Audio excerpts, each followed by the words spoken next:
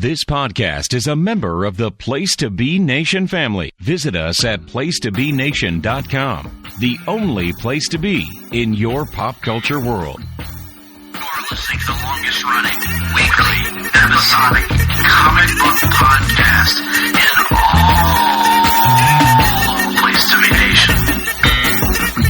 Broadcasting from the state-of-the-art L-shaped studios at beautiful and serene Ho-Ho Loom Plaza in Vancouver, British Columbia. Greg Phillips and Nick Duke are the hard-traveling fanboys.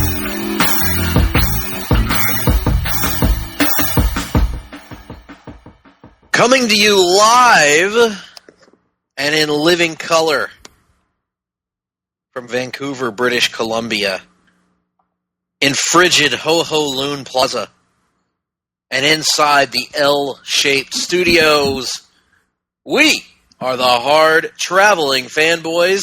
I'm Greg Phillips. With me, as always, is Nick Duke, known in some circles as the Latin lover. Oh, well, I'm not Latin, nor am I a very good lover, so I don't know that holds true. And I suppose our show is only in living color if that color happens to be white. Now, Nick, if there's one thing Dr. Nash taught me, it's always take credit for everything. That's a good point. That is a good point. And who are we to doubt the teachings of one Dr. Kevin Nash? Dr. Kevin Nash and Dr. Eugene Porter, I feel pretty easy, comfortable in saying, are the two greatest doctors in the history of our time. Absolutely, absolutely. And they both spend a little time together on Fire Island, I understand. Yeah, yes. They have a summer home there. It's quite lovely. Well, we are here to administer to you, the listening audience, a lethal injection of our own. I don't know that it's a lethal injection. I hope that no one dies after listening to this podcast, but given how bad... Isn't that a good run? Given how bad what we're here to talk about is, it might be possible. Yes, because you are listening to Off the Page. Mm-hmm. This is our recurring series where we look at comic book related media that are not comic books. These are things that could be video games, could be movies, games, or even what we're here to talk about today, a television show.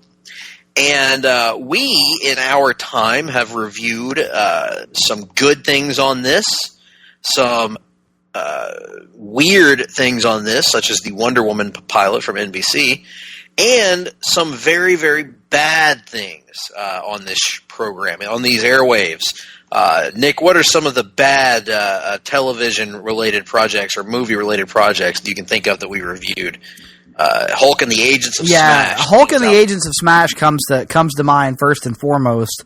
If you want to dig all the way back to the column days of Off the Page, there was, of course, one of our favorite things that we've ever done, which was Spider-Man Unlimited, which we've been threatening to return to just to do again because of how much fun we had writing it, and I feel like a podcast might be even more fun. But those are a couple. I'm sure there have been others, but I think those are the two that most instantly spring to mind, which is appropriate because those are both Marvel animated series, and here today we are here to shit all over another Marvel animated series.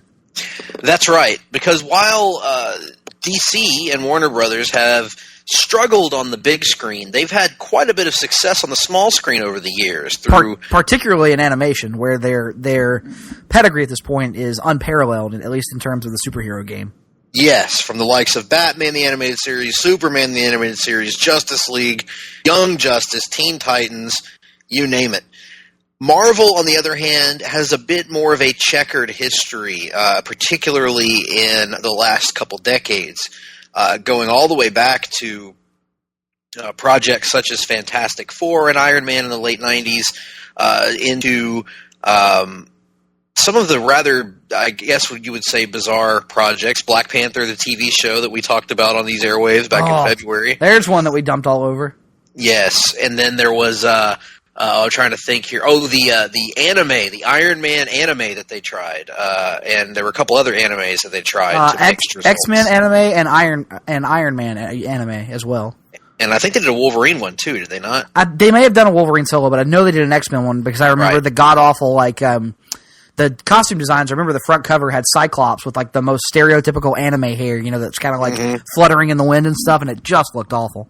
Mm-hmm. And then there, of course, whenever they did stumble upon a success in the last decade or two, such as Wolverine and the X-Men or Spectacular Spider-Man, those shows were very short-lived or short-lived and gave way to inferior replacements, and particularly in the case of Spider-Man, which gave way to Ultimate Spider-Man, another show that we did not have kind things to say about. But we say all this to set up probably the last great Marvel animated show, Nick, which was Avengers Earth's Mightiest Heroes, was on a nice little run there. Had I think 3 seasons of good stories there, maybe 2 of good stories, and then I think it was at the end of season 2, in fact,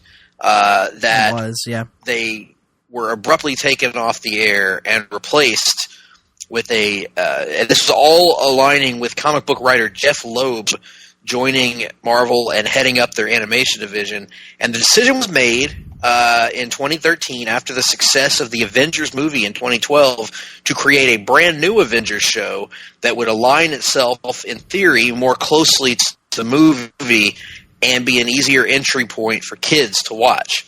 So gone was Earth's Mightiest Heroes, which was a very good show. And in its place is a replacement called Avengers Assemble. And ostensibly, it could be considered a loose continuation of the events of Earth's Mightiest Heroes, just with an entirely new voice cast, a new animation style, and all new storylines. But other than that, a direct continuation. Right. And you know, there are a few instances where the voice cast has some continuity. Nick Fury, for example, is voiced by Chi McBride, who also voiced him in a couple of episodes of Earth's Mightiest Heroes and who also voiced him in Ultimate Spider-Man. So this is, I think, trying to create something of an Marvel animated universe where Ultimate Spider-Man, which was running alongside this at the time, was supposed to technically be taking place in the same continuity to develop opportunities for crossover and things of that sort. I think Nick Fury was kind of one of the characters that was most often tagged for that crossover role. Right. You included in this universe would be Ultimate Spider-Man and the later show Guardians of the Galaxy. Now, the Jeff Loeb was kind of the, along with Joe Quesada, actually, is one of the main shepherds of this show, Avengers Assemble, of this concept, and it would be written primarily and developed by an entity known as Man of Action, which is a conglomeration of American writers, consisting primarily of Duncan Rouleau, Joe Casey, Joe Kelly, and Stephen T. Siegel. And they especially excel at children's series. They are mostly known for their work writing Ben 10, Generator Rex, some episodes of Earth's Mightiest Heroes, Ultimate Spider-Man, things of that nature. But they were kind of the primary drivers and writers of this series.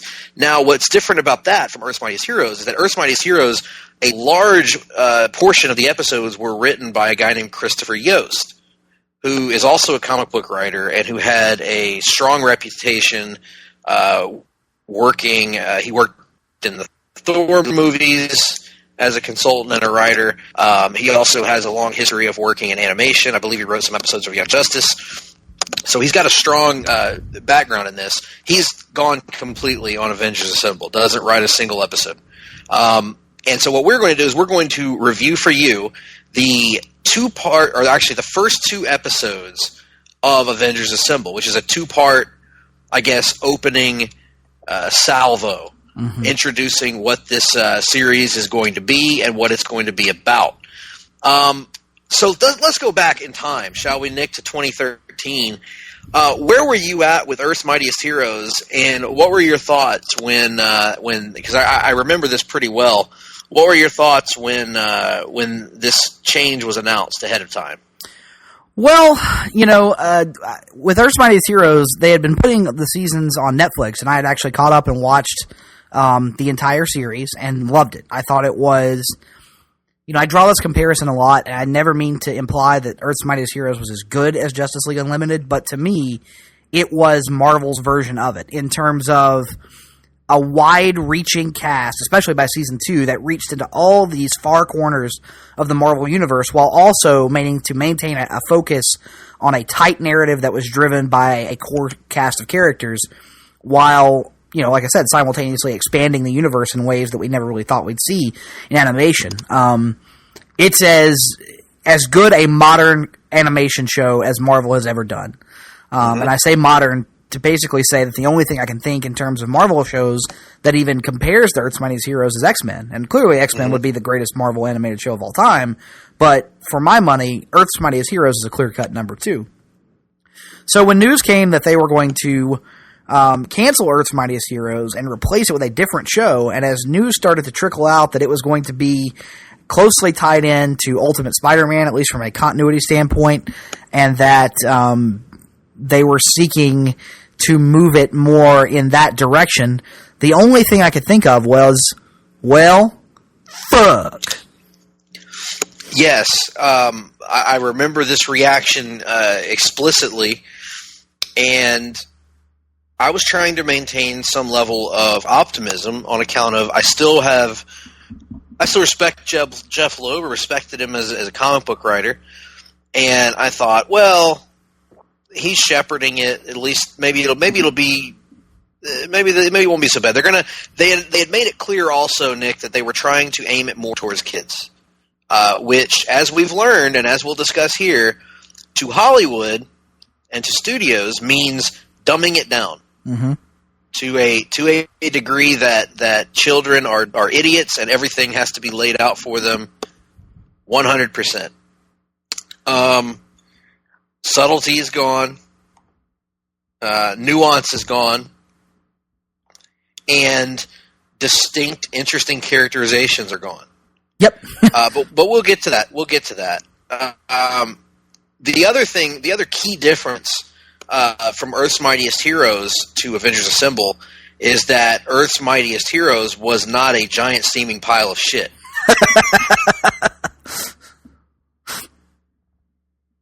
But again, we'll get to that. So, let's get it started. Now, usually on Off the Page, you know that we like to watch along with the viewing audience. Well, unfortunately, Disney has not made it particularly easy to get a viewable copy of Avengers Assemble. It is no longer on Netflix, nor is Earth's Mightiest Heroes. It is not on Hulu, from what we could tell. It is not on any of these streaming sites that we could tell. So, we had to find other means to watch it, and thus we can't watch it right now. But rest assured, we're saving ourselves a great deal of misery. So, if you would like to find a copy of this episode, it's called The Avengers Protocol, episodes 1 and 2. And actually, I believe both of those were released for free on YouTube by Marvel Entertainment. So those are actually out there legally for free on YouTube from a verified Marvel account. We're just not going to watch them again because I did it for Agents of Smash. I'm not doing it again. I am not going to force myself to sit through another god-awful Marvel Disney XD television series. I'm just not. Yes. Watching it the other day, full disclosure, we watched it together at Nick's compound together. And along with our good friends Russell Sellers and David Sunday. And I'm not going to do it again either. It was a hellish experience. It created a void in my bowels shortly thereafter. I don't think it was a coincidence that all of us were taking turns using the facilities throughout that experience. So we're just going to get into it and explain to the best of our recollection why Avengers Assemble is such a mess, and hopefully get to the bottom of where it all went wrong. So, this show starts us out with Tony Stark as our point of view character. Tony, who is, in my opinion, being voiced in an abysmal manner by somebody who I guess may be trying to do a loose Robert Downey Jr. impression, but a very bad one. I don't know. I actually thought the guy on Earth's Mightiest Heroes sounded a lot closer to RDJ than does this guy. But that's just me. Adrian Pasdar is doing the voice. I have no idea who Adrian Pasdar is. Yes, you did. He was. Yes, you do. He was the non-Peter Petrelli from Heroes. Oh, Nathan Petrelli. Yes, he's done various.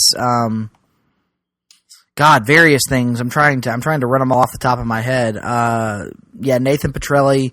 He has had roles on Agents of S.H.I.E.L.D.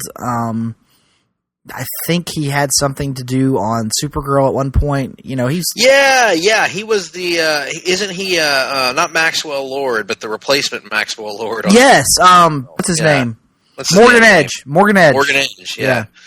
Well, in any event, he's not a good Iron Man. I would agree with that. Very flat characterization here. Wow, and hey, he, apparently, before this ever aired, he actually did Iron Man in that god-awful Marvel anime that we just referenced earlier, and had voiced Iron Man in Ultimate Spider-Man. So they were trying to, I guess, have him in keeping, and so allowed him to continue to be the voice there, carrying on into this.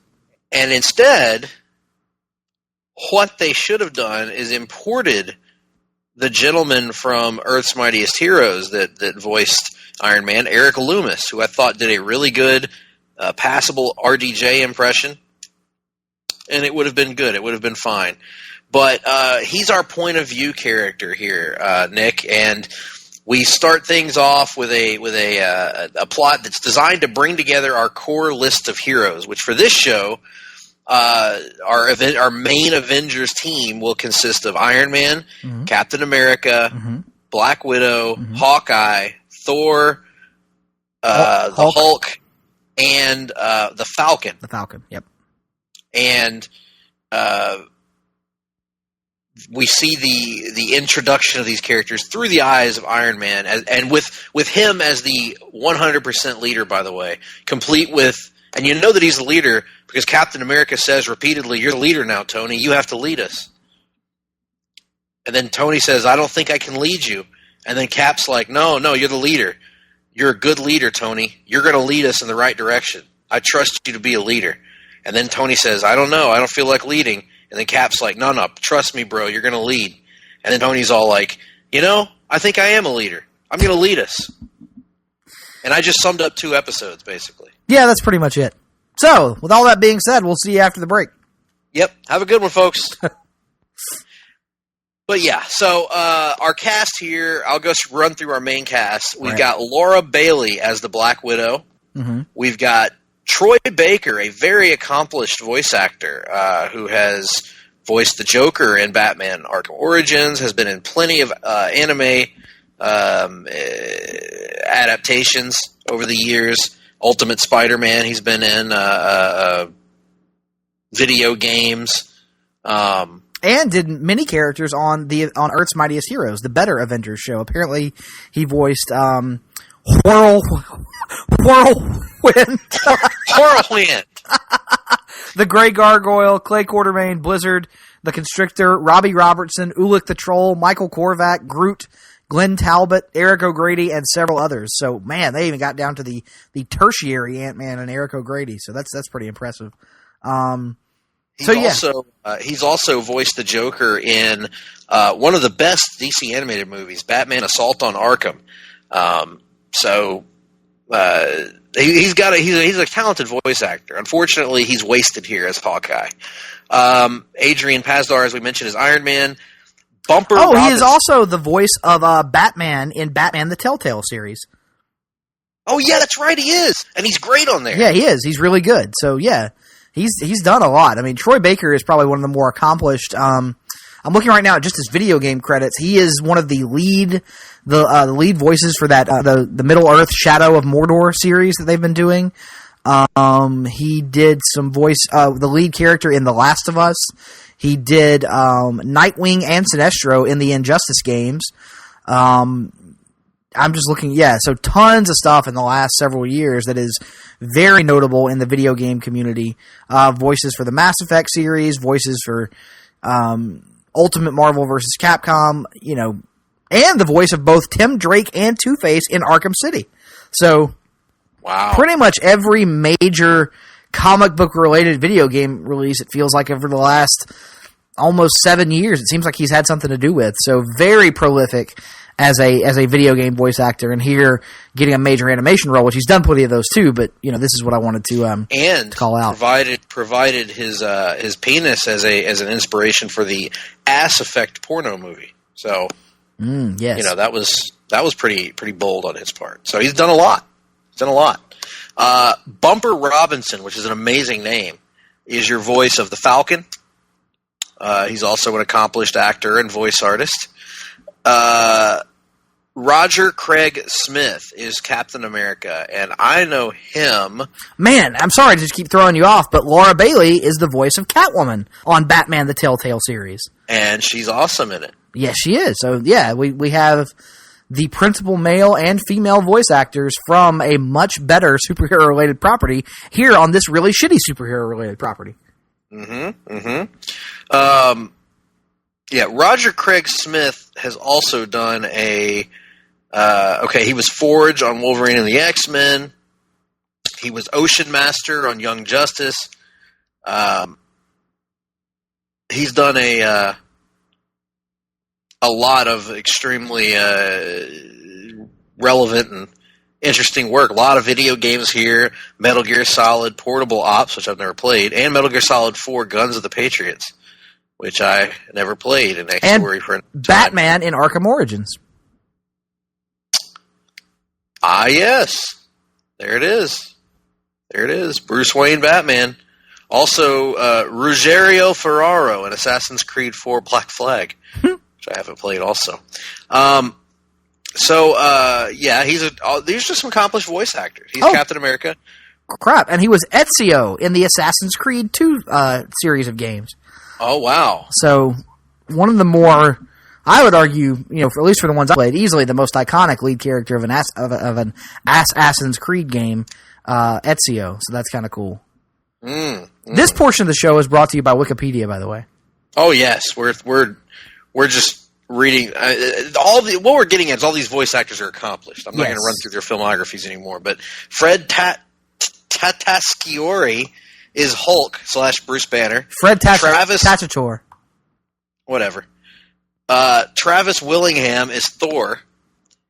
And apparently at some point the Iron Man changes in season 4, but I don't really care about that. We didn't get that far, nor will we ever get that far. No, we will not, sir. So this is your primary voice cast, and the premise of this is when it starts out, Iron Man is bored. He wants something to do, and he's looking at his monitors of things going on all around the world, and Hulk's handling his business, and Thor's handling his business, and yes, and Jarvis is sure to let Tony know that there appears to be a 99% chance of smashing whenever he's watching the Hulk video footage. You have all these stupid mathematical percentage calculations popping up, and I don't even know what exactly they're supposed to be, calculating the percentage probability of, but it's ridiculous and stupid, and just the first example of many things where they feel like kids are idiots.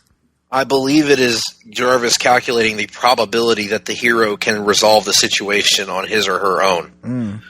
And so we see Hulk has a 99%, and Thor has a 90%, and even Hawkeye has a 63% chance of resolving his situation. So Tony's bored, and then something comes across with Captain America being confronted by a suddenly resurrected Red Skull.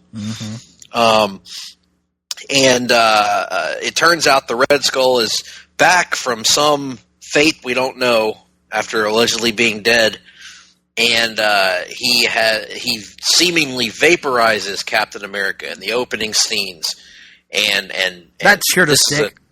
This is a tragic event that causes Tony to call in all the other Avengers in an emergency mission. And they all show up, and they don't get along. Thor and Hulk fight, and they trade horrible jokes with one another. That's the first thing we have to get to, Nick, is this is some of the worst writing. I mean, literally none of the jokes are funny. Dude, every time we do one of these Disney XD Marvel shows, that's what we talk about. Like, whether, I guess it started with Ultimate Spider-Man, where they decided to make the shows, comedies, essentially. And I'm not saying a kid show shouldn't have humor in it. It should absolutely have humor in it. It should heavily rely on humor, but they shouldn't be comedies. They should be superhero action shows first and foremost.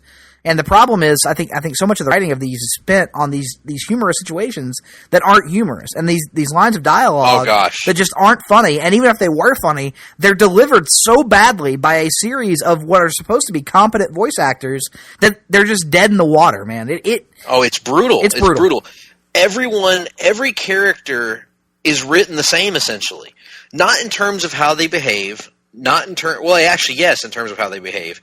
Hulk and Thor are written probably the most distinctly, and even with that... But this is a version of the Hulk that oh, God. Oh, it's horrendous. It's essentially the Agents of Smash Hulk, and it's awful. The Agents of Smash Hulk, yep. If you go back and listen to our Agents of Smash Hulk, take every argument and every complaint we had about the Hulk in that show and amp it up for this one, because this Hulk, not only is that Hulk, but this is a Hulk who is constantly dropping bad one-liners. Bad, awful one-liners at the expense of Thor and the other teammates. It's just...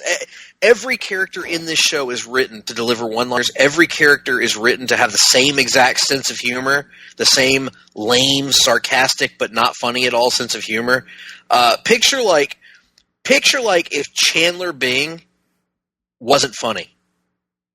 Like, if Chandler Bing had Ross's personality or something, just sarcasm, but it's just sad at the end of the day, and it just brutal. Whether it's the Hulk, whether it's Thor, whether it's Hawkeye, who's nothing but a string of jokes that aren't funny. I mean, and I can't even think of an example, Nick. But they're jokes that are not even jokes. It's like, gee, Hulk, you sure do seem to have a big butt lately. Like, there's no joke. It's just a statement, and it's just awful. That's bad. They come together and they decide they're going to help. I wanted to throw in one more when you talked about the only ones with distinct personalities. You said Thor and Hulk. I'll throw one more into the discussion. Hawkeye, but not in any kind of a good way when it comes to a distinctive personality. Because Hawkeye's personality of the show is just to incessantly bitch about how incompetent he thinks the other Avengers are and how stupid he thinks the idea of putting the team back together is. And, and the first couple of times, like, I get it. He's playing a snarky, hard to get along with, unlikable character. But then they beat you about the head and neck area with it over the course of the entire 2 episodes to the point where by the end of the second episode, you're ready for the Red Skull to just vaporize Hawkeye and kill him because he is easily the most annoying of these Avengers. And I've never had any sort of ill will or strong feelings either way, honestly, about Hawkeye being a part of the Avengers. But good God, this version of him is awful. And it's saying a lot to say he's the most obnoxious member of the team, because that includes Hulk. Yes. So they go, and here's the shock of shocks, folks. Easily within 10 minutes, but almost certainly within 5 minutes of Captain America being vaporized, the team has gotten together and flown to the Red Skull's secret headquarters, where they find out that, shock of shocks, Captain America is still alive, and the Red Skull has body swapped with him. Let's not forget that Tony manages to convince the team to band back together by unveiling a golden statue of Captain America inside Avengers Mansion. And then there are other golden statues there implying that there are other deaths, but man, they look an awful lot like the exact same statue of Captain America that Tony has put up like 10 times. It looks like Tony may have some sort of fascination with Cap. Yes. In that he appears to have built bronze and golden statues to Captain America that line Avengers Hall. It does. No one seems to bat an eye at this either. No, I think they're all just used to it. Yeah. So they find out that, yay, Cap is still alive, which takes away all the dramatic weight of the episode, by the way. But he's been body swapped with Red Skull, who is now in Captain America's body. But spoiler alert, Tony has a plan, and the Avengers are able to re-swap the bodies of Captain America and the Red Skull to get everything back to normal. But wait, the Red Skull and his friend, his helper, MODOK, that's right, MODOK, they show up and they trap Tony and they rip the arc reactor from his chest, and they install it into the Red Skull, and the Red Skull becomes a brand new character known, Nick, I'm going to let you handle this one. As the Iron Skull. The Iron Skull. Now, if you had to take a guess as to what comic book writer likely would have come up with the concept of the Iron Skull, who would you think that would be? The no good son of bitch dead dog Dan Slott. And who else might it have been? I don't know. Perhaps Jeff Loeb? Jeff Loeb, the creator of such amazing characters as the Red Hulk. The Red Hulk, yeah, that's true. Was he responsible for Red Onslaught as well? I don't know, but probably. So yes, Dan Slott, Jeff Loeb, same thing. Sadly, I hate this trope, Nick. I hate it in comics, and I hate it even worse in animation or on TV or in live action. Taking an existing character and just changing the color scheme and naming him or taking another character and putting him in there, and suddenly he's the Red Goblin. He's Red Onslaught. He's the Blue Hulk. He's the Gray Hulk. He's the Yellow Hulk. Good God. You're beating it into the ground. Nick, help me out on this. Is this just me? Am I the only one that thinks this is stupid? No, it's definitely stupid. Red Onslaught, I just learned, by the way, is one of Rick Remender's. That was the merger of Professor Xavier's psionic powers with the Red Skull to create Red Onslaught during the events of Axis and something called, I shit you not, World War Hate in the Marvel Universe. Yeah. So, yeah. It's one of those things. So this is dumb, but Marvel's done it a lot over the years. Look at Weapon H, for example, right now, which is, I think, still starring in its own solo series. So, I don't know, man. It's dumb as hell, but you just kind of have to roll your eyes and try to move past it, because they clearly are dedicated to this character mashup gimmick at this point.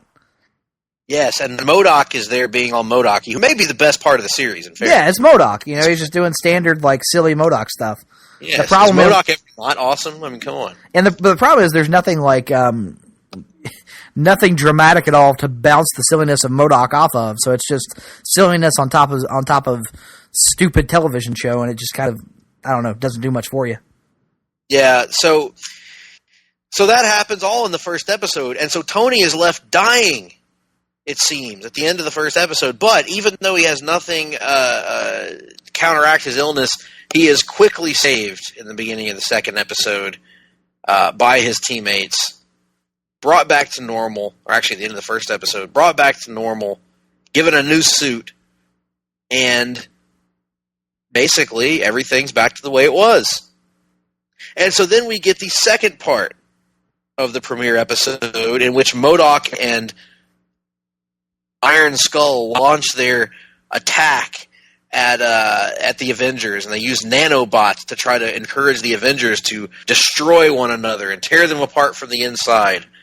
But it doesn't work. They're able to overcome their differences thanks to some help from Tony, and they are able to overcome their violent spats with one another, which all starts, by the way, with a friendly battle between the Hulk and Thor as they fight in the Avengers Danger Room, is all I know how to call it, Nick. Yeah, I don't know what else you would call it. It's essentially that.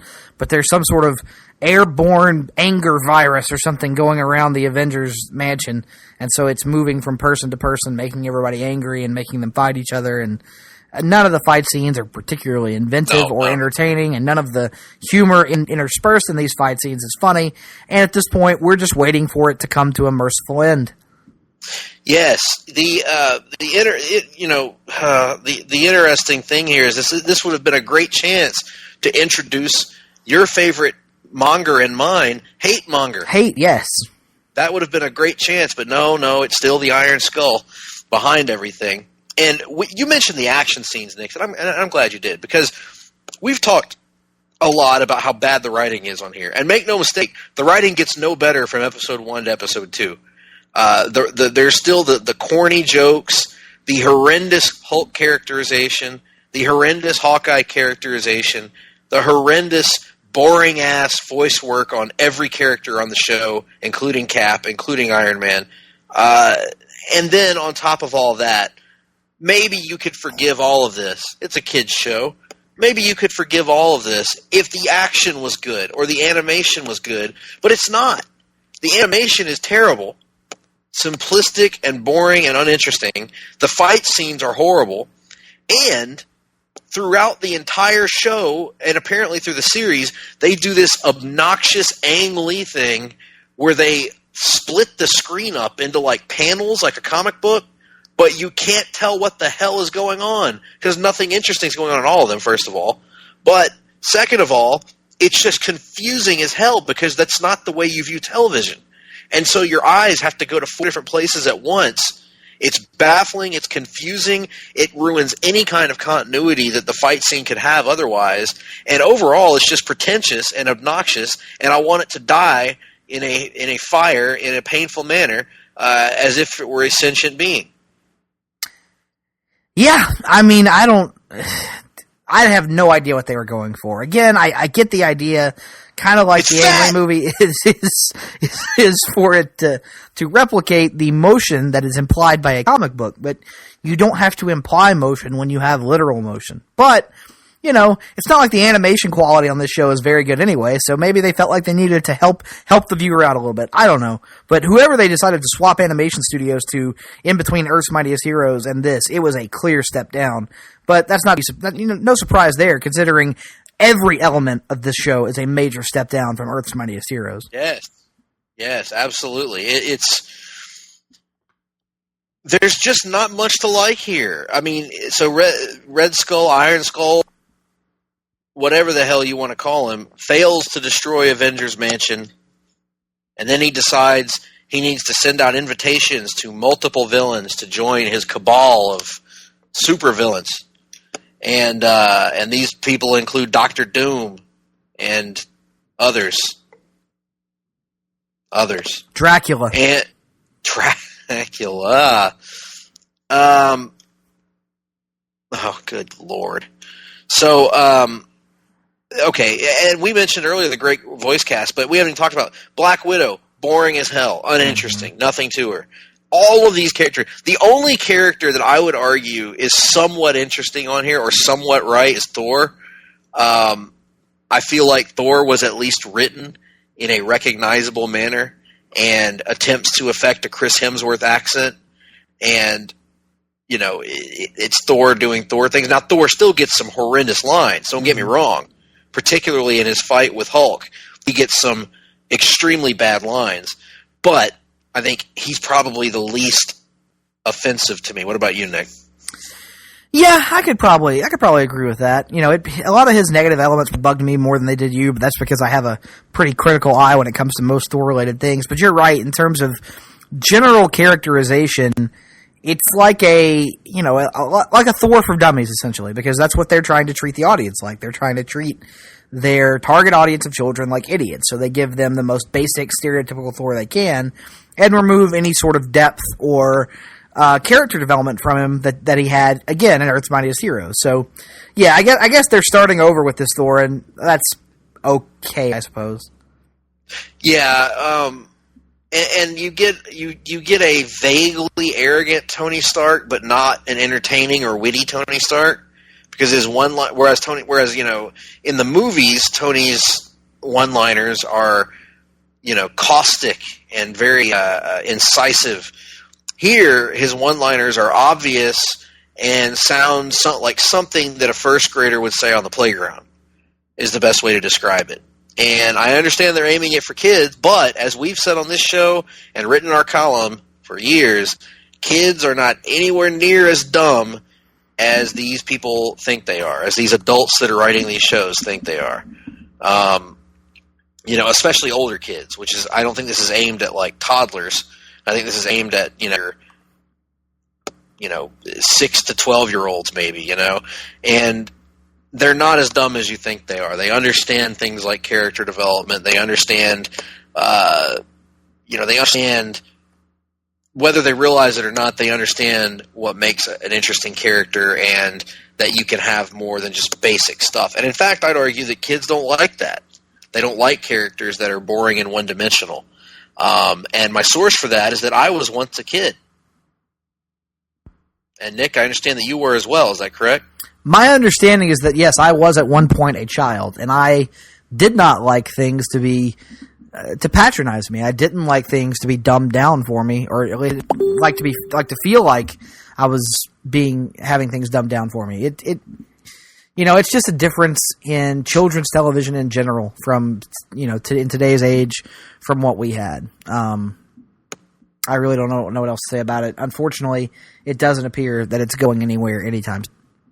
That's right. When we were kids, we liked to watch things that had men in spandex with muscles larger than any human should be allowed to have pretend to fight each other. We liked that. That's what we want. And damn it, this show doesn't give that to us either. No, it does not. No, it does not. And I don't even know what else we can say about this pilot show at this point, Greg. We've beaten us into the ground.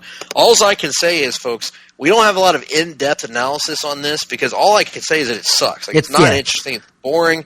I'm looking at the episode descriptors as I scroll down for season 1. None of the if you're in your third episode, you're doing the Space Phantoms. Then you do a Doctor Doom episode. Then you do Dracula and his vampire army converting Black Widow into a vampire. Ooh. Then the Super Adaptoid. Then freaking Hyperion. Like, okay, Hyperion could be a cool episode if a show had built to it, or if you had more than 20 minutes to tell your story in, which they don't.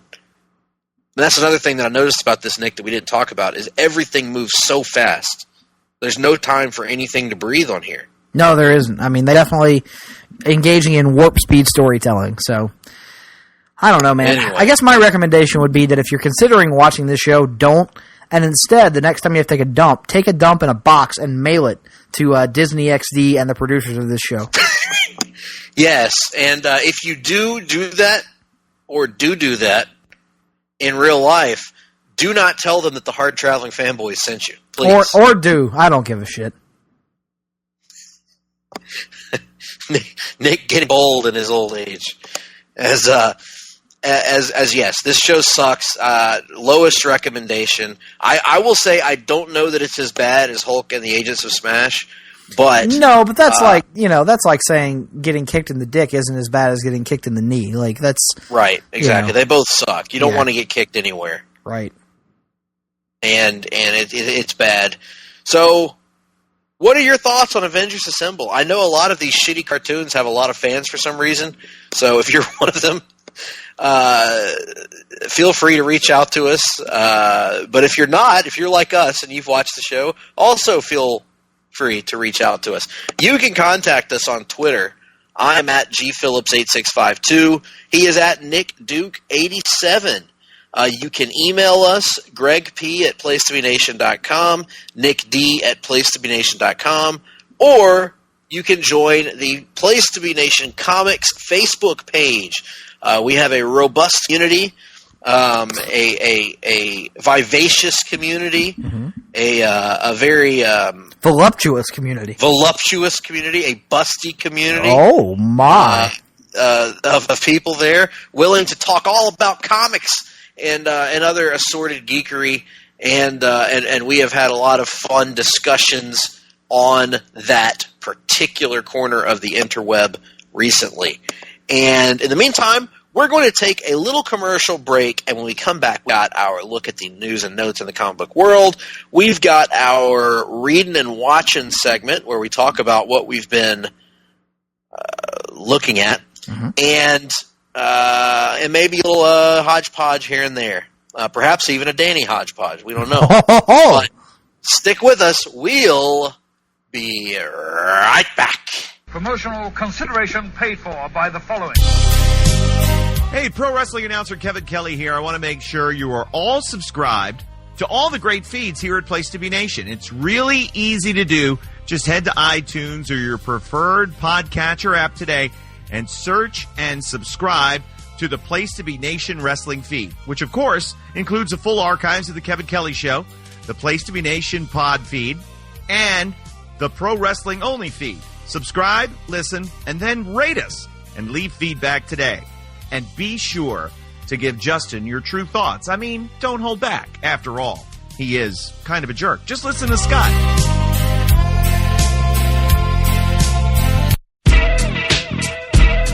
Place to Be Nation's JT Rosero and Chad Campbell here. We want to let you know that we have a ton of great podcasts available to you on iTunes, Stitcher, Google Play, and PlaceToBeNation.com. We offer them to you on two great feeds. On the Place to Be Nation wrestling feed, we bring you the Mothership, the Place to Be podcast, along with Main Event, Survey Says, the Monday Night Wars, and our monthly pay-per-view reaction show, as well as Jeff Learns Wrestling. In addition to these full-length shows, we also deliver special network podcasts and pod blasts on topics old and new. Over on the Pro Wrestling Only feed, we dive deep inside the wrestling business with a stacked army of experts leading the way. The feed features potpourri shows such as This Week in Wrestling, Greetings from Allentown, Match of the Week podcast, and the Military Industrial Suplex. We also have shows that focus intently on certain topics like Through the Years, Worldcast, Strong Style History, Strong Style Story, and Mount Olympus. Plus, the feed has the full archives of legendary shows like Titans of Wrestling, Where the Big Boys Play, Letters from Center Stage, and Letters from Kayfabe, plus much more. And on our very popular Place to Be Nation Pop podcast feed, we offer such great shows as Talkin' Pop, the Glenn Butler Podcast Hour Spectacular, NBA Team, PTB and Play, Sunday Groove, Breaking Balls, and Lucha Undead. As well as a veritable podcast heaven for comics fans. With the Hard Traveling Fanboys, Sellers Points, Todd Weber's Conversations, Geek and Sassy, and Marvel Age podcasts. You can find all of these current shows, plus archives of our past podcasts, including The Kevin Kelly Show, as well by subscribing to both feeds on iTunes. And while there, be sure to rate and leave feedback today. All these shows, plus others, available at PlaceToBeNation.com, where we cover pro wrestling, sports, movies, comics, plus in-depth stretch projects, and more. Be sure to support our site by using PlaceToBeNation.com/Amazon when doing your online shopping, and download our free PTB Vintage Vault Refresh ebooks via the links on our site. We also want to thank our friends at Boneheads Wing Bar in West Warwick, Rhode Island, and Fall River, Massachusetts, and thehistoryofwrestling.com. Be sure to follow us on Facebook, Twitter, Instagram, and Tumblr as well. PlaceToBeNation.com, the only place to be in your pop culture world.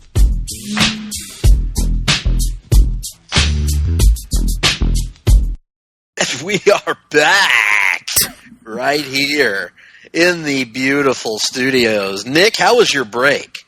It was fine. I sat here and listened to a little bit of opera actually during our break, so that was interesting. Well, that's great. I never took you for the opera type, Nick. I never took you for the opera type either, but sometimes you find things out about people that you. Sometimes even when people have been together as long as we have, Greg, you can still throw surprises at one another. That's true. Sometimes you find things that would surprise even the closest ones to you, such as brother love, things of that nature. There's all kinds of things. Now, listen here. I think you know my stance on that, and I don't think it bears repeating on this podcast. But if you wanted to hear thoughts on such topics, there is, of course, Place to Be Nation Pop Comic Book Theater that's out there. Both Chapters 1 and Chapter 2. And I would highly recommend it. If you haven't listened to Comic Book Theater, you are missing out. It is a performance of a lifetime from several people. In fact, the likes of Aaron George, Andrew Garner, Russell Sellers, David Sunday, on down the line.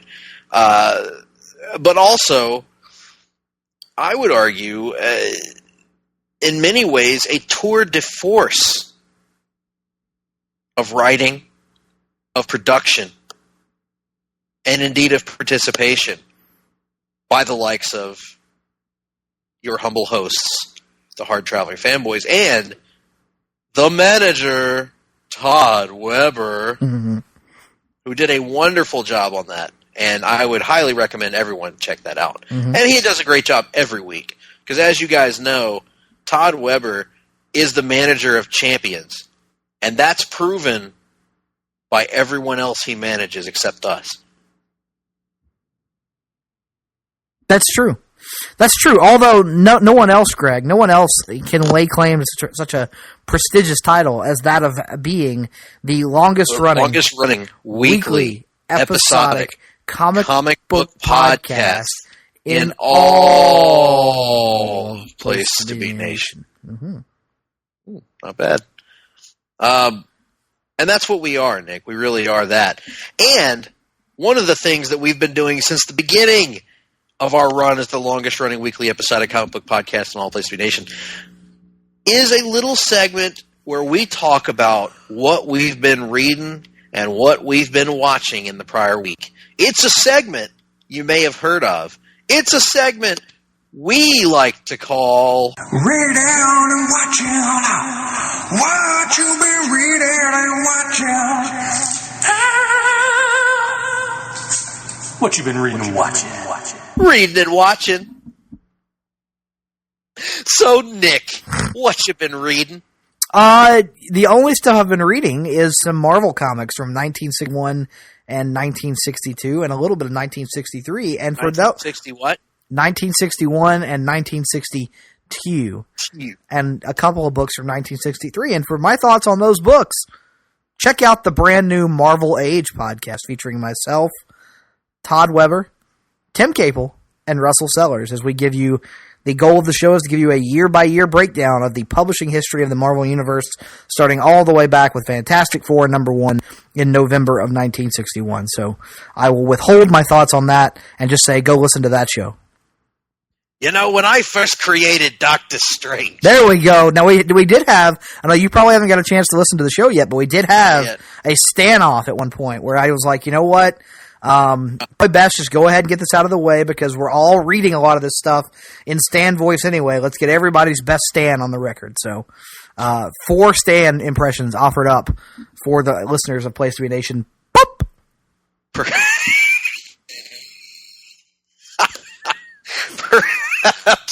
Like that, didn't you?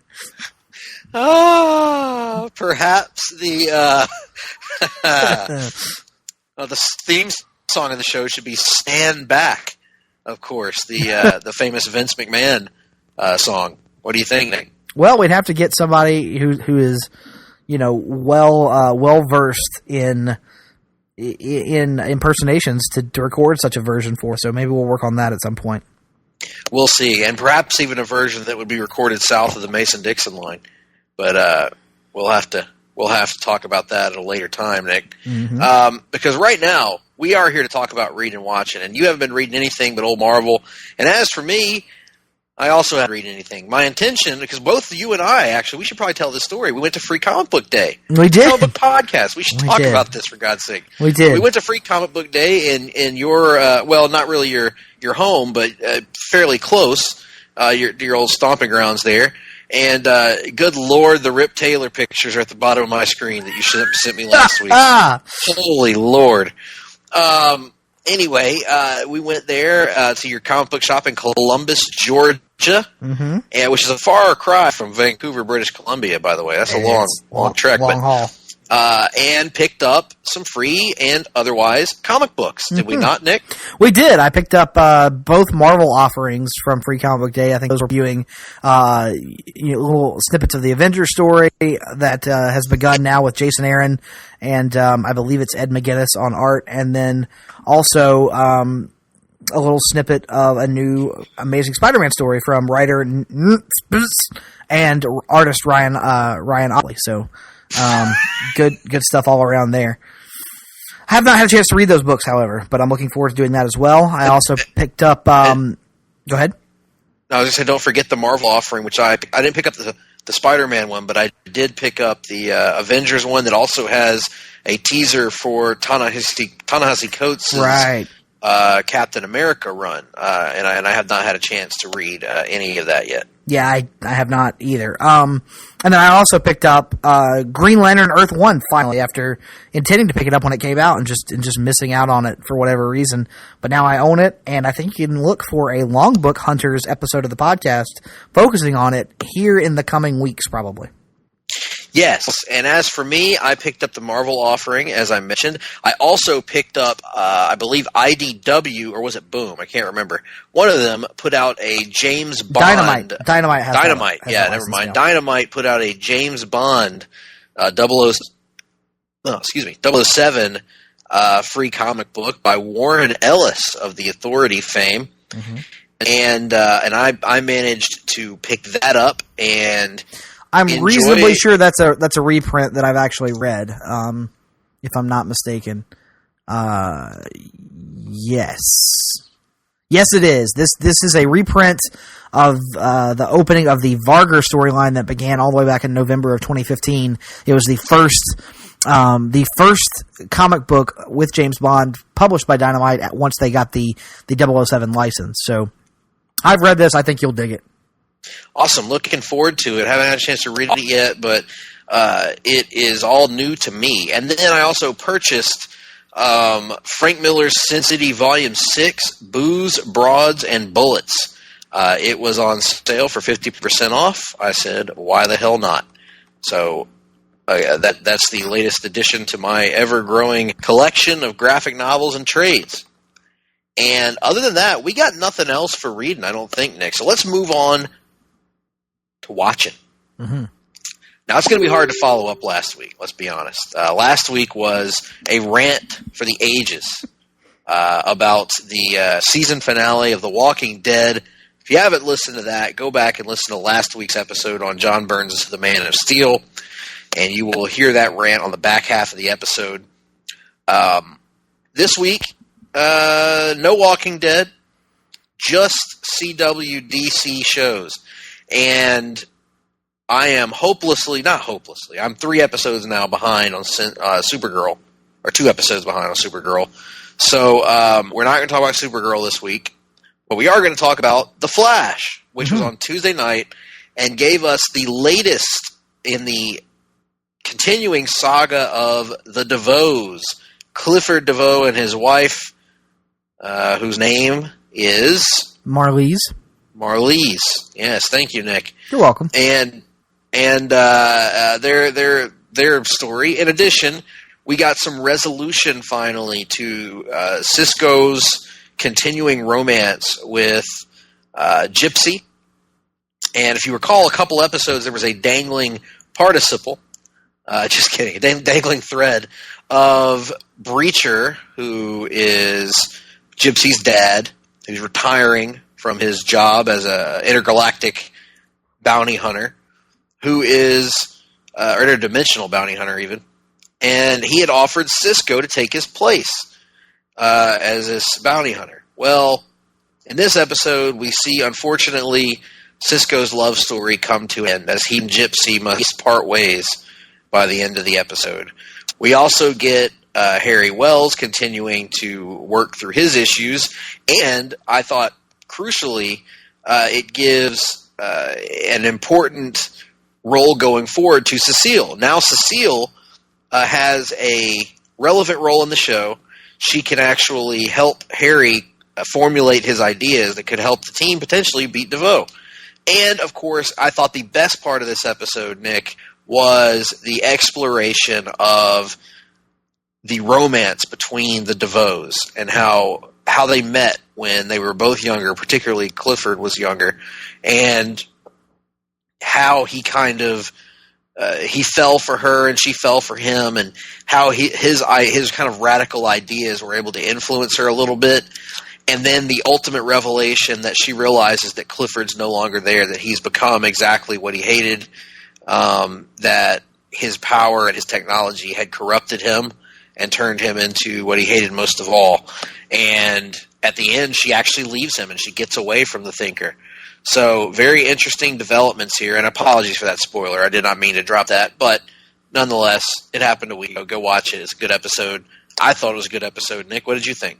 Yeah, I enjoyed it very much. I think it's important to to have these flashback sequences because they help to humanize at least Marlize DeVoe. I mean, Clifford at this point is kind of past the point of humanity, which I think is kind of the point of his character's evolution over the season, is to illustrate that his increased intelligence and his dedication to his ideals have really separated him from the rest of humanity and have kind of left him, emotionless, and she is still the one person feeling genuine remorse and genuine conflict within herself over the actions they are taking. So, big fan of this episode, big fan of the flashbacks, and the Gypsy Cisco stuff, not as much for me. Thought it was kind of a forced breakup, honestly, but with the other aspects of the show working so well for me, it's hard to complain too much.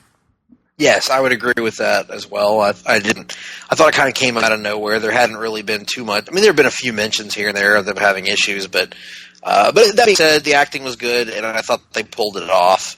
So a very good episode. Enjoyed it quite a bit. Now, before we start talking about Arrow on Thursday night, would you like to retract any of your sniffing from last week? No, of course not. Why would I do that? You're maintaining your sniffing. I am maintaining my sniffing. I am maintaining my sniffing in a Jason Todd appearing in Hush type of way. Yes. Stealing my idea, Nick. Stealing my observation. I'm not sure. I'm not stealing your observation. It was a fairly obvious one for anyone who's read Hush to make. This episode of Arrow takes place inside a courtroom, almost entirely inside a courtroom, in fact. Because this is all about the trial of Oliver Queen. Now, you may remember earlier this season on The Flash, we had the trial of Barry Allen. So a little bit of deja vu here. But this is the trial in relation to the claim that Oliver Queen is the Green Arrow. And he's being prosecuted by a hotshot prosecutor. He's got Gene Lawrence as his defense attorney. And the unfortunate part for Ollie is that Diaz appears to have everyone in his pocket. The judge is in his pocket. The jury's in his pocket. The cops are in his pocket. Everyone is seeming... Every odd that you could possibly stack against Oliver Queen is stacked against him. We're talking John Cena in 2007 level odds stacked against him. And in this case... Oliver is kind of helpless on his own. He can't do it alone. He has almost resigned himself to his fate. But his friends come through in the form of a rather, and I don't want to spoil it for those who haven't seen it, a rather interesting fake out involving his old friend Tommy Merlin. Mm-hmm. It creates a great deal of drama in the episode, some great acting again. From Stephen Amell, who you've mentioned, Nick, has just been putting on some great performances of late. And it's true. It continued in this episode. We see that continue. We also see, crucially, a development in the Black Siren storyline as Laurel finally finds it in her to stand up to Diaz. Now, where that ultimately gets her, I will let the viewer decide when they watch. But needless to say, Diaz isn't going to roll over and play dead for anyone. So I also thought this episode answered some lingering issues I'd had about why Diaz would be so confident around a metahuman like Black Siren when you'd think she could just turn around and blow his brains out with her sonic scream. But this episode goes a long way to answer that. Also continues the string of great performances, some really great action scenes here, and a pretty clever usage of a character we've seen pop up once before on the series. I love this one, Nick. I thought it was yet another in a string of great Arrow episodes. Yeah, I would definitely agree with that. Practically no action, which is a little unusual for an episode of Arrow, and especially unusual for an episode of Arrow that you and I are unanimous in our praise of, but that's the case here.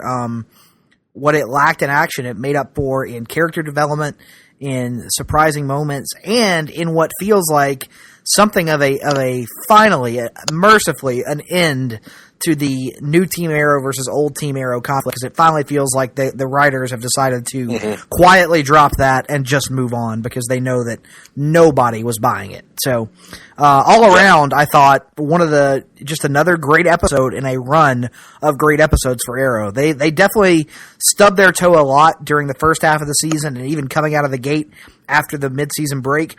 But coming down the closing stretch, they finally found their stride again and are reminding us just how high the quality of this show had returned to after season 5. So I think this bodes well for season 7. It feels like they're identifying the elements that are working and are refocusing on those elements. So let's hope that's a lesson they can maintain over the course of the entirety of season 7 next year. Absolutely, Nick. I agree completely. And what's there from an action standpoint is good, from whether it be the opening scene with Diggle, or whether it be the rescue of a certain character that I don't want to give away right now. But the other thing that is kind of interesting to keep an eye on, you mentioned that the team dynamic, that storyline has kind of quietly been dropped, and I thought that was especially valuable from the standpoint of a character like Renee, who has been so annoying for so much of the season, and actually in this episode was not annoying, and actually had a pretty good scene with Oliver towards the end. So I'm interested to see if they can somewhat rehabilitate some of these supporting characters just a little bit before hopefully they go away. But what was really interesting is, we alluded to it earlier, for people that have read the Batman story Hush, you may get what Nick and I are referring to with regards to the fake out in this episode. Perhaps, Nick,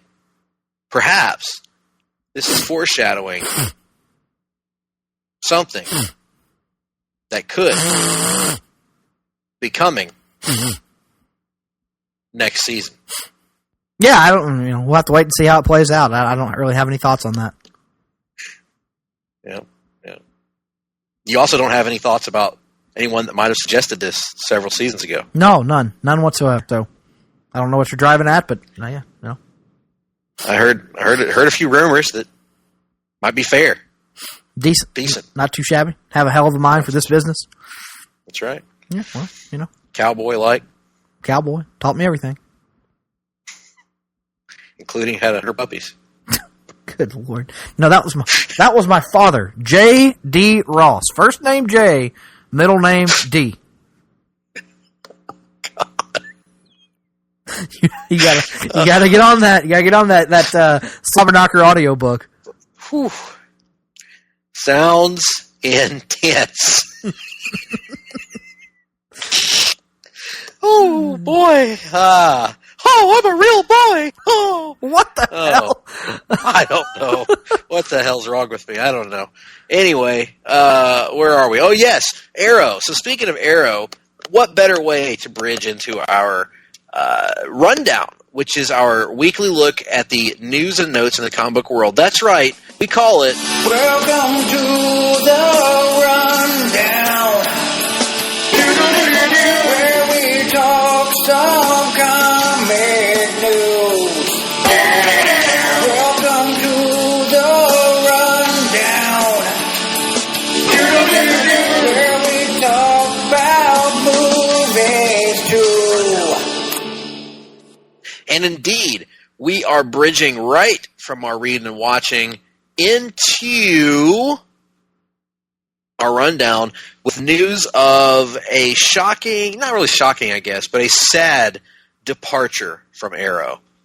Because the word has gotten out that Paul Blackthorne, not Paul Whitethorn, but Paul Blackthorne, who has been on the series since the very beginning, playing Quentin Lance, now the mayor of Star City, is exiting Arrow as a series regular following the conclusion of this season, which is actually coming up next week. Right? Is it really? Yes, it is, May 17th. I thought they had another week in there. Well, there's 2 more episodes left to go. One this week and one next week. Wow. All right. Okay. Blackthorne was one of only 3 actors who have been on the show continuously since its 2012 debut. Willa Holland already announced she's leaving. Now, Blackthorn apparently also has a new series that he's going to be starring in. So the odds of him being able to make guest appearances next year are, maybe we might get him in an episode. I hope they don't kill him off. But gotta say, Nick, I'm pretty worried about the fate of Detective Lance. I think this might be it for him. Official prediction, as much as I don't want it to happen. Season finale, Diaz kills Lance, and then it causes evil Laurel to freak out, and she's going to ultimately be the one who physically defeats Diaz, not Oliver. And they're going to try and sell it as her big redemptive moment, and I for one, am not going to buy it. Fuck you, Charlene. Fuck you. Exactly. Pretty much that. But no, I mean, it sucks to hear that he's leaving. I mean, he's great. Yeah. Arguably the emotional heart of the show at times over the last few years, once they really got away from the early dynamic of having he and Oliver have a very antagonistic relationship and brought him into the fold. He's kind of been the guy that you've felt the most sorry for over the course of the last few seasons. So it's going to be a very missed part of the cast as far as I'm concerned. And also, hopefully, this will have Sarah Lance make a few more appearances on the show as well. Right, but don't take her away from Legends. We're not suggesting that. No. She needs to be on Legends. But anyway, bummer there. But we've certainly enjoyed his run on the show. He's been a big part of what, from the beginning, was pretty much our favorite of the CW shows. So good luck to you, Paul Blackthorne. Hope you have a lot of success moving forward, because I'm sure Paul Blackthorne regularly listens to our juvenile show. We also, sticking in the world of television, got our first trailer, Nick, from the second season of Luke Cage. Let me try that again. Luke Cage. It dropped, and it was good, and it introduces the new dynamic of the show, indeed, Nick, which appears to be that Luke Cage is a little more brazen than he's been in the past. He's out there, he's public, everybody knows who he is, they're turning to him for help, and everything seems to be going smoothly in the trailer as Luke's trying to bring the community together. That is until he is confronted by his latest enemy, who appears to be the big bad of this season. He's confronted by an enemy who is just as invulnerable as he is, coupled with super strength and great fighting ability. Ladies and gentlemen, he is confronted by none other than the man who is going to bush up the world, none other than the Bushmaster. Now, Nick, in your experience, how many years does it take to become a Bushmaster? I don't know the first fucking thing about a Bushmaster, and I am certainly not anybody you should be asking about being the Bushmaster. I don't have the slightest fucking clue. I am the furthest thing from a Bushmaster you could possibly encounter. I don't know, Nick. I've heard those rustling noises in the past. I would suggest that sometimes you rummage through bushes of your own. Yeah, but rummaging the bush and mastering the bush are two totally different things. If I had mastery over my bush, you wouldn't hear me rummaging, because it would be at a more manageable length. What do you think? Oh God! Go ahead. Go ahead. We're here now. Might as well explore the space now that we've gotten here. I'm going to apologize in advance for this. Oh God! What do you think, Tony? Okay. What do you think Gary Spivey's bush looks like? It looks like somebody bought a styrofoam ball from Walmart and spray painted it silver and super glued it directly above his dick. Is probably what I would go with.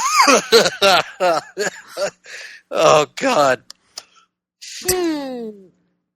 The Bushmaster, Gary Spivey. Now I'll tell you somebody who was a Bushmaster. Who's that? Klondike Bill. Klondike Bill. He knew his way around a bush better than just about anybody you'll ever encounter. The bigger the bush, the more he was up for the challenge. The bigger the bush, the more matted it was in places, the various aromas it might give off, the more Klondike Bill wanted to dig right in and master that bush. What I'm getting from this, Nick, is that Klondike Bill would have been the ultimate Luke Cage villain. What I'm getting from this is Klondike Bill, like Bush, is so massive they could tickle your upper sinus area. That's our Klondike Bill for you, folks. There it is. If you knew Bill, you know that we're telling the truth. But nonetheless, Luke Cage's Season 2 trailer dropped. Along with the Bushmaster, there were other things, but mainly there was the Bushmaster. Your thoughts, Nick? Yeah, it looked like a good trailer. Looked like it was in keeping with the tone of the show that we've come to expect, although, like you said, the character of Luke is stepping up his methods, being a little bit more aggressive, it seems, in the wake of the events of Season 1 and the events of the Defenders. Fuck the Misty Knight. Don't care anything about watching her with her no arm having ass, but at least we got Claire there hanging around, even though at some point Claire's going to have to just go on and know the role, and she's going to have to shut the mouth. There you go again with your biases, your unfair comments about Misty Knight. You're jumping into the love life of Claire Temple.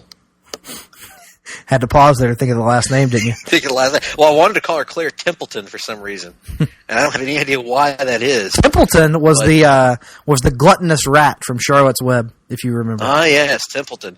There was also wasn't there? No, never mind. That was Tempest Fugit.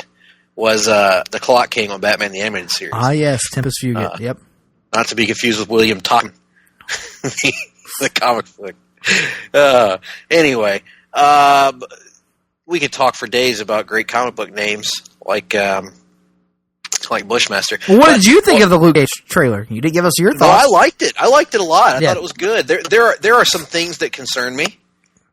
Primarily, the fact that I'm reasonably sure that they're going to follow the new Marvel Netflix method of having two different main villains. One that does the first half of the season will be the Bushmaster, I'm sure. Yes. And then still have Shades and that politician woman from the first season as Mariah as the other villains. And see, I'll be okay with that. But what I'll not be okay with is if they pay off the tease from the end of Season 1 and have fucking Diamondback return. I do not want that at all. No one wants Diamondback. No one wants Diamond Front. No one wants anything to do with diamonds on this show. Diamond are for never is the way what we always say. Yes. The thing about this that worries me, Nick, is I got to be honest. I was pretty bored of the Mariah stuff by episode 8 of Luke Cage Season 1. I can agree with that, but I look at Diamondback as being so devoid of any kind of personality or charisma that I'll take just about anything over that. Oh, absolutely. What I would rather happen is they just do the Daredevil Season 1 approach and just have Bushmaster be the villain the whole season. And we say that not knowing anything about how Bushmaster is going to be handled. So yeah, Bushmaster could be horrible. I don't know. But he looked all right in the trailer. And I like the idea of Luke having a physical threat, because in Season 1, most of the threat to Luke was not physical in nature, which is understandable. Now it's kind of him going up against someone that he's not going to be able to just bulldoze his way through. Well, then again, they did that with Diamondback as well, where he spent half the bullets. Have you finished the season finally? No, I haven't. Well, never mind. But I don't really care if you spoil it. But I'm not invested. Well, with Puts, they spent half the back season him limping around being injured. So, like, it's one of those things where I understand you have to find a way to have a physical threat to him, but at the same time, at a certain point, it's like he's unbreakable, except for every major villain that ever comes around can break him. So it's like, what even is the point of the gimmick? At some point, they got to find a legitimate intellectual threat or something like that for him, as opposed to continuously writing in Lex Luthor for him. Yes, as opposed to continuously writing in exceptions to his invulnerability rule. Right. Well, they had the magic bullets last year, but I think having a physical, like a guy that could fight him hand to hand, is kind of cool. Right. And maybe will require him to call in help from some of his friends, like not Danny Rand. Sadly, I think Danny Rand is the only confirmed crossover character other than Claire at this point.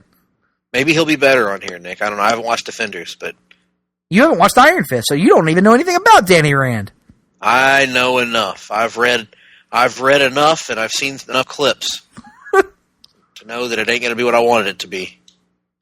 But maybe, Nick, they'll cross it over with the Avengers Infinity War. React to Infinity War. And maybe one of two things will happen. Maybe, number one, Danny Rand could fade away and classify himself as obsolete. What do you think about that? Well, considering how it has to be half the population if we're going by the Infinity War rule, let's say that every character involved with Iron Fist at all fades away and classifies himself as obsolete, with the exception of Colleen Wing.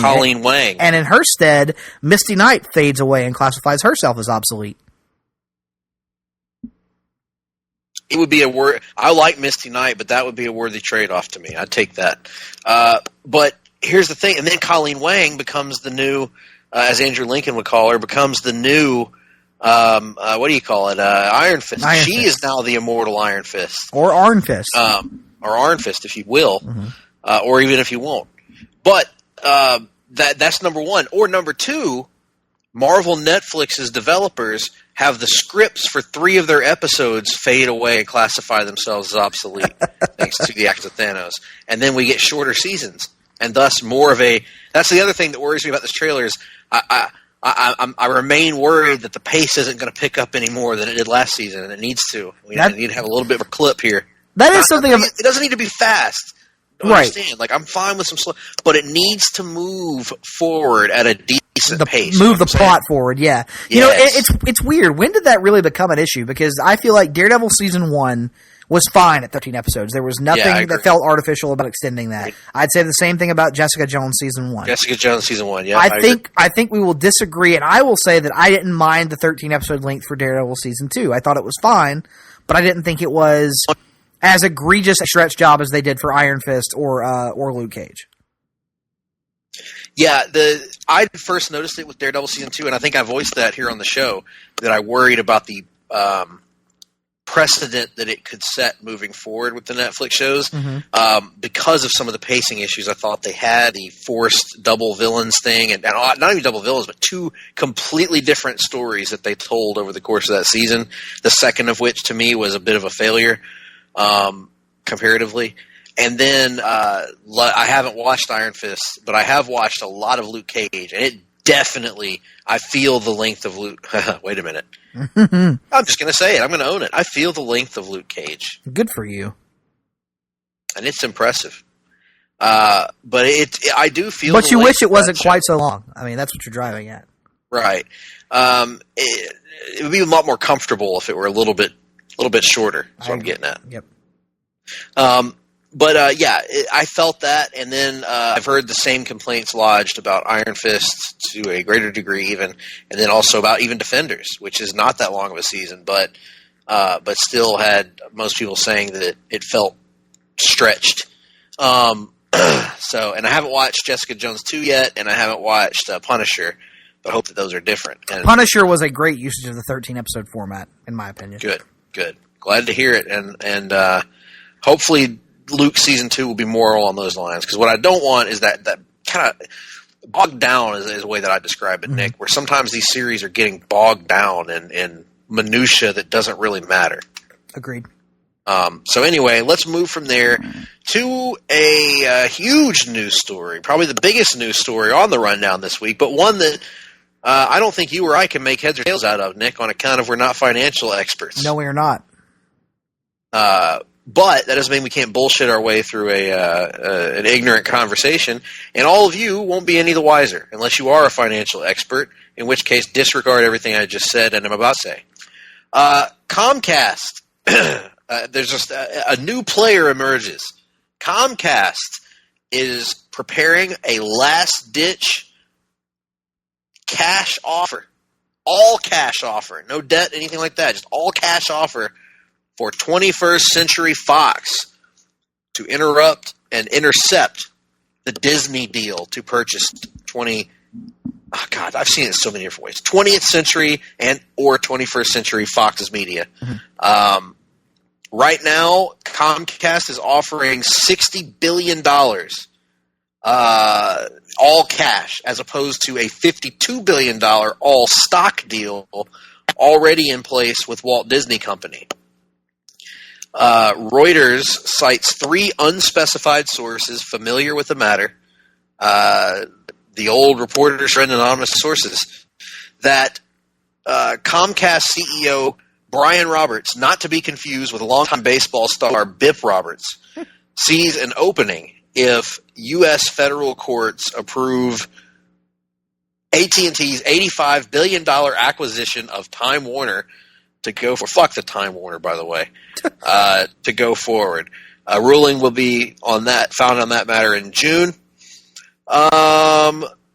Now, Comcast was rejected back in December when they offered an all-stock offer due to regulatory hurdles. The difference here is they're offering all cash as opposed to all stock. Now, what does that mean exactly, offering all cash versus all stock, and why would that be any different from what they did in December? I have no freaking clue. Nick? No, I don't know anything about that part of it, but I've read a couple things about this, and apparently it isn't necessarily that much different, the cash versus the stock option.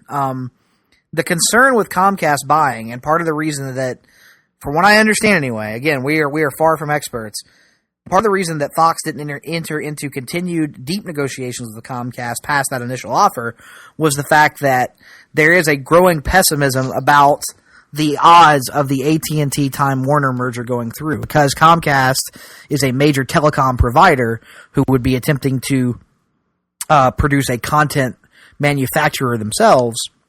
There are concerns that it would, on the grounds that the same grounds that AT&T Time Warner's merger would be disallowed, that this would also be disallowed. And so, from what I've heard, or read, it is perceived by the Fox investors to be a safer deal to proceed with the Disney deal than it is to go forward with a Comcast deal. So, a couple of different things there. One, Comcast might not even be allowed to make this offer. And two, even if they are, Fox may go with the Disney deal anyway. And three, Disney would, of course, also have the option to match or exceed any Comcast offer as well. So, but all that being said, as we reported way back when the Disney Fox thing first broke as being a done deal, it was anything but. There are a lot of hurdles whenever you have a merger of this size. So we are still, at least a couple of years away from seeing any effects on us as fans, I would say. That's right, as we reported exclusively right here on the Hard Traveling Fanboys. Mm-hmm. And if you're not using us for your primary comic book news source, what the hell's wrong with you? What the fuck are you doing? Yeah, we're here every single week, except in the case of Giant Sizes, to give you everything you need to know that's happening in the world of comics. If we don't report on it, quite frankly, it's not a story. Or it might as well not have even happened. Exactly. We are from the news world, people. We have history. We're not in it anymore, granted. But we're from the news world. And once you're in the business, once you're a journo, as Snapper Carr accurately calls us, you can't get it out of your blood, right, Nick? We have an idea. We know what news is. We know about the acronym TIP Cup. And that's what lets you know. Timeliness, impact, prominence, prominence, proximity, conflict, and unusualness. There it is. Yep. And then the last one, of course, is whatever the first P was. We said proxim or prominence. Prominence, one or the other. Take your pick. That's how you determine newsworthiness. And so we look at all the news stories in comics, and we determine what you need to know. Nothing else matters. And nothing else matters. That's right. Well, that's the end of the rundown. We got nothing else. Nothing else happened in the world of comics this week. Or if it did, we just didn't feel like talking about it. Yep, or care, for that matter. There you go. So, with that being said, we hope that you had a great journey with us this week. We hope that you enjoyed Free Comic Book Day, a day in which comics are given away for free. And I hope to see Free Comic Book Day continue to grow. I don't know how to make comparisons because I don't know if I was at your Free Comic Day last year, Nick. I can't remember, but according to my Facebook memories, you were. Okay, well, the crowd is substantial this year, I thought. Mm-hmm. Which is a good thing, right? Yeah, good thing. Absolutely a good thing. Good to see more people in the shop.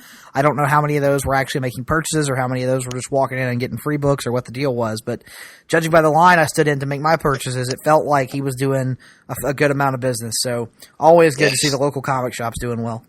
Yes, and I know one of your favorite parts is meeting some of the other local customers. Yeah, I had a fantastic day. I had a fantastic time getting to meet, interact with people who have similar interests to us, and getting to promote our podcast in person. You know, you talk about, you know, the social media shilling, but I'm out here interfacing with the people, actually, you know, putting boots on the ground out here one at a timing as opposed to mass communicating. That's right. That's true. And I know that in particular, you know, when you're standing in line, you managed to forge kind of an unexpected bond with one of the other customers that was there at the shop. And I want to congratulate you on that. I thought that was very interesting and unique. And and he said he was going to give our show a listen. So here's hoping that my Teenage Mutant Ninja Turtle shirt friend, wearing friend, is checking us out here and enjoying Absolutely. what he's hearing. And we are big fans of any of our fans, and we're just happy and thankful for the support. And also, we got to let our audience know this. We are going to get into the business card making business here pretty soon. We're going to have official hard traveling fanboy business cards, right, Nick? Allegedly. And if you can help us with that, please contact us after you listen to this show and let us know in what ways you can help us get business cards at a preferably free rate. That would be phenomenal. Yeah. If you're in the making business cards for free business. So, with that being said, hey, look, there's a minute on the clock. Oh. Near a minute on the clock. That means it's time. The Wrestling Minute. Oh my gosh, big week this week in the world of wrestling. We had a pay-per-view from World Wrestling Entertainment Sunday night, Backlash. I don't want to talk about any of that because quite frankly it wasn't that great of a show and none of that matters. Instead, let's talk about the shaping up of the June 6th or June 9th New Japan Pro Wrestling Dominion card, which Greg Phillips and I are actually discussing making our first ever live viewing New Japan experience. That's right. We're considering staying up until like 3:30 or 4 in the morning to watch a Japanese wrestling show. Yes. I mean, goodness gracious. You got Chris Jericho and Tetsuya Naito, which if you haven't watched the video of Jericho's attack on Naito and his subsequent trash talk afterwards, seek it out on the internet. Also, of course, in the main event, Kenny Omega, Kazuchika Okada, number 4. 2 out of 3 falls, no disqualification, no time limit. Not no disqualification, no time limit. That's right. And then, of course, just recently, Rey Mysterio confirmed to be competing at Dominion as well, presumably against one of either Kushida, Will Ospreay, or Marty Scurll. So, a big, massive New Japan card set for Dominion in Osaka in June, and we cannot wait personally. Absolutely. And that's been the Wrestling Minute in 20 seconds. So we appreciate your time, folks, and we love to get to more, but I can't help but notice that we are desperately out of time, and they're giving us the go home cue. So Nick, what do we have coming the folks' way in the next few weeks? Next few weeks we've got next week will be an episode of Countdown where we're going to count down our top 5 active writers going today in comics. I think you and both agree on the caveat that we're going to remove Jeff Johns from the discussion just to get more names on the list and stuff. But we're going to count down the top 5 favorite writers who are still contributing right now. Which for me will mainly be the top 5 writers as of about 8 months ago. That's a fair point, but we're just going to move forward nonetheless. Then, in honor of the massive financial success that has been Avengers Infinity War, we're going to bring to you a long book hunt concerning the story on which Infinity War is based, that of course being 1991's The Infinity Gauntlet. And then to wrap up the month of May, it will be the most prestigious night in all of Place to Be Nation Pop! That of course being the 2018 Happy Awards. Ba, ba, ba, ba, ba.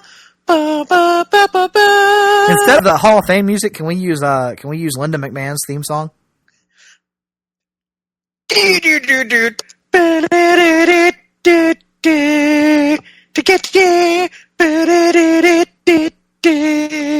Yeah, that's what I'm talking about. Also known as the sexiest music in WWE history. And hey, if Rick Rude's. If a minute and 20 seconds wasn't enough of you listening to me talk about wrestling, you can listen to me talk about wrestling for an hour and 20 minutes, as I recently had an appearance on The Mothership, the Place to Be podcast with JT Rosero and Scott Crisolo, where we broke down the main event from February of 1988, the Andre Hulk Hogan rematch for the WWF title, still the most viewed wrestling event in history. So yes, I'll always remember it as the show in which Andre the Giant cleanly pinned Hulk Hogan to win the championship fairly. Well, given your skewed views of all things professional wrestling, that's not surprising coming from you. I will say I hope you use this valuable promotional opportunity to promote the Place to Be Nation Pop family. I did. I not only promoted our podcast, of course, I also promoted specifically Comic Book Theater, Geek and Sassy, and the Marvel Age podcast. Oh, you're working hard to pop me tonight, Nick. You're working hard. Yes, and I'm glad you mentioned that, Nick, because we do want to give a shout out to all of our friends at Place to Be Nation Pop. Once you're finished with us and these two old chunks of coal, you can listen to some of the fine folks that have taken what we started and launched it to new heights. People like Jenny and Miranda at Geek and Sassy. People like Russell Sellers over at the Sellers Podcast. People like Todd Weber and Tim Capel at Conversation Comics. People like Tim and Jenny on the newest sensation, Talkin' Pop.